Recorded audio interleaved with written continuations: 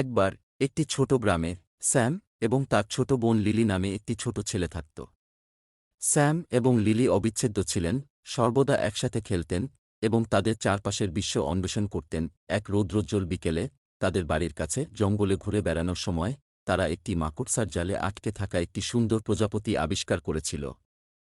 Lily প্রজাপতিকে মুক্ত করতে চেয়েছিল, কিন্তু স্যাম ইতস্তত করছিল, চিন্তিত যে তারা আঘাত পাবে।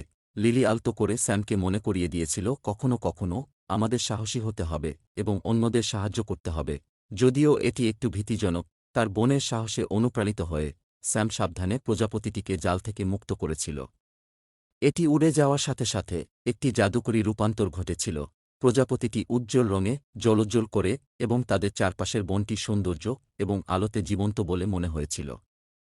সেই দিন থেকে স্যাম সাহসিকতা এবং দয়ার গুরুত্ব শিখেছিল এবং তিনি এবং লিলি আনন্দ ছড়িয়েছিলেন এবং অভাবীদের সাহায্য করতে থাকেন।